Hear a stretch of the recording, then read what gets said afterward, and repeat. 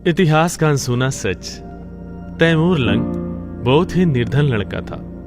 वह किसी धनवान व्यक्ति की भेड़ बकरियां चराया करता था तथा सुबह शाम किसी लोहार के अहरण पर घन मारने का काम करता था। परिवार में केवल उसकी एक माँ थी। एक दिन दोपहर के समय जंगल में पेड़ की छांव में बैठकर वह भोजन कर रहा था। तब उसे परमात्मा के रूप में कबीर साहब जी राह चलते दिखाई दिए। तैमूर लंग ने साधु जानकर उनसे भोजन पाने का आग्रह किया तो महात्मा रूप में कबीर साहब जी ने कहा कि बच्चा, भूख तो लगी है, भोजन हम अवश्य करेंगे। तैमूर लंग ने कहा, महात्मा जी, अभी तो भोजन कर लिया है, थोड़ी देर पहले आ जाते तो आपको भी भोजन मिल जाता। परंतु कोई बात नहीं, मेरा घर यहाँ से बस थोड़ी ही दूर पर है। मैं घर जाकर अपनी माँ से भोजन बनवाकर लाता हूँ, तब तक आप मेरी बकरियों का ध्यान रखना। कहीं खो गई तो मालिक मुझे दंड देगा। कबीर साहब जी ने कहा कि ठीक है बच्चे, मैं तेरी बकरियों का ध्यान रखूंगा। तैमूर लंग घर जाकर माँ से भोजन बनवाया तथा माँ के साथ भोजन लेकर आया तथा कबीर साहब जी को परोसा गया। जब तक कबीर साहब जी भोजन कर रहे थे, तैमूर लंग की माँ ने प्रार्थना की कि महाराज जी, हम बहुत निर्धन हैं, कभी तो खाने को अन्न भी नहीं रहता। ऐसा उसने बार बार कहा। जब कबीर परमेश्वर जी भोजन कर कर उठे तो पास में बकरियों की बांधने की सांकल बेल पड़ी थी। उसे ही उठाकर तैमूर लंग की पीठ पर उन्होंने 7 बार मारी, फिर लात और मुक्के भी मारे। फिर कहा कि जा, मैंने तेरे बेटे को 7 पीढ़ी का राज दे दिया, और जो बाद में लात मुक्के मारे या फिर छोटे छोटे टुकड़ों में इसका साम्राज्य बट जाएगा। तैमूर लंग की माँ ने सोचा कि इस महात्मा के पास खाने के लिए रोटी तक नहीं है, तो 7 पीढ़ी का राज यह कहां से देगा। इतना सोच ही रही थी कि कबीर परमेश्वर अंतर ध्यान हो गए। तो तैमूर लंग और उसकी माँ ने सोचा कि जरूर यह कोई सिद्ध उक्त महात्मा थे, हमने इनके बारे में सोचकर गलत किया।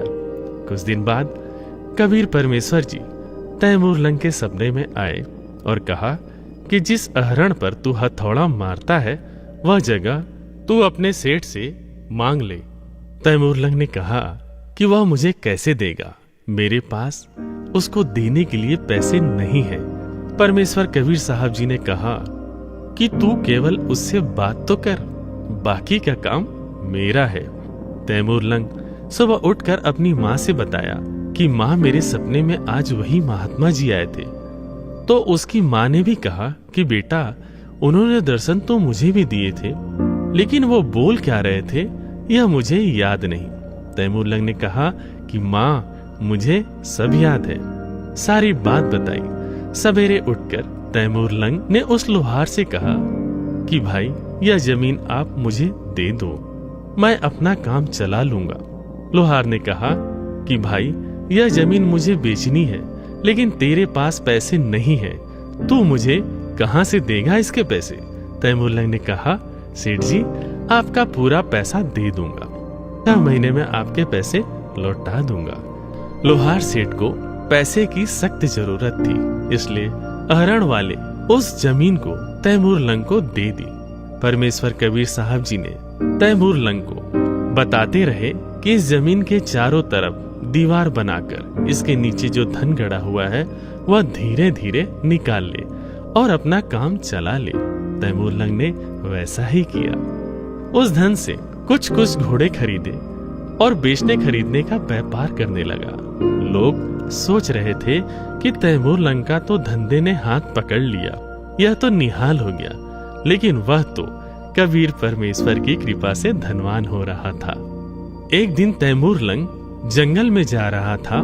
कुछ दूरी पर उस गांव की एक लड़की कुछ काम कर रही थी। उधर से किसी राजा के सैनिक आए और लड़की को उठाकर ले जाने लगे। तो उस बहन ने आवाज लगाई, रे भाई तैमूर लंग, मुझे बचा ले, रे भाई तैमूर लंग, मुझे बचा ले। तैमूर लंग उस लड़की को बचाने के लिए राजा के सैनिकों से भिड़ गया लेकिन तैमूर लंग अकेला था। सैनिक 3-4 की संख्या में थे। तैमूर लंग को अधमरा करके पटक कर सैनिक लड़की को उठाकर लेके चले गए। जब उसे होश आया तो उसने सोचा कि इस राजा को सबक सिखाना ही है। उसने अपने जैसे ही कुछ गांव के युवा लड़कों को इकट्ठा कर उनको लड़ना सिखाया और बदले में उसको पैसे देने लगा, जिससे और युवा लड़के आकर उसका साथ देने लगे। उनको लड़ना सिखाया, हथियार बनाना सिखाया। ऐसे करते करते उसने अपने लिए एक बहुत बड़ी फौज बना ली। समय देखकर तैमूर लंग ने उस राजा पर हमला बोल दिया। राजा के सिपाहियों ने देखा कि उन पर हमला होने वाला है, तो राजा को जल्द सूचित किया गया।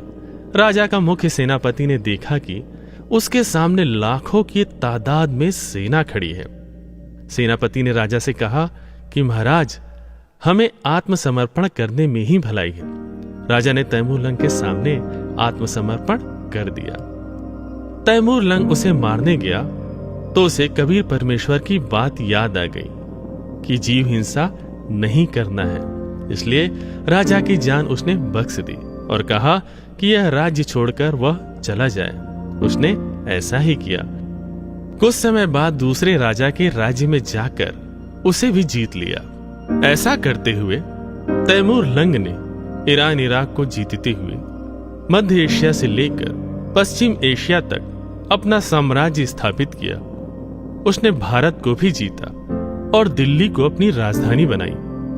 समय उपरांत उसका तीसरा पोता बाबर को साम्राज्य देकर वह चला गया।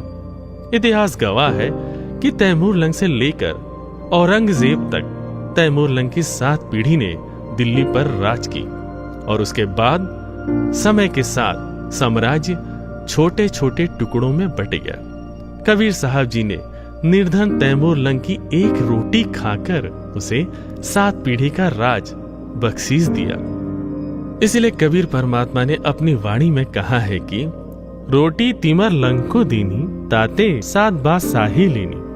तैमूर लंग को 7 पीढ़ी का राज देने वाले वो अविनाशी परमात्मा कबीर साहब ही है। अपनात्माओं, तैमूर लंग से लेकर औरंगजेब तक 7 पीढ़ी यानी 7 पीढ़ी ने राज्य किया। औरंगजेब के बाद दिल्ली का जो राज्य था वो छोटे छोटे टुकड़ों में बट गया था। परमात्मा ने एक रोटी खाकर तैमूर लंग को 7 पीढ़ी का राज दे दिया। अब यूँ तैमूर लंग बकवादा में पड़ गया, भगवान भूल गया, घड़ी माया होगी थी। फिर परमात्मा मिले इसको। एक दिन शिकार में गया हुआ था ये, और इसको एक चमत्कार किया इसके साथ और इससे पूछा कि तू 2 कौड़ी का आदमी, राज भूल गया भगवान को। उसके बाद तैमूर लंग परमात्मा से अक्षमा याचना की, नए सिरे से उपदेश लिया, फिर अपनी भक्ति अधिकारी बना। और अब कहते हैं जब देखो परमेश्वर कबीर देव जी ने एक रोटी तैमूर लंग को दीनी, ताते 7 बादशाही लीनी। एक रोटी खाकर 7 पीढ़ी का राज दे दिया। और श्री कृष्ण जी ने एक मुट्ठी चावल खाकर केवल एक मकान बनाया था सुदामा जी का। अपन आत्माओं, गीता जी अध्याय नंबर 2 के श्लोक नंबर 46 में कहा कि अर्जुन, जिस समय तुझे पूर्ण परमात्मा समर्थ भगवान की जानकारी हो जाएगी, उससे परिचित हो जाएगा, उस समय तेरी आस्था इस प्रकार रह जाएगी जैसे बहुत बड़े जलाशय की प्राप्ति के उपरांत छोटे जलाशय में जैसी श्रद्धा प्राणी की रह जाती।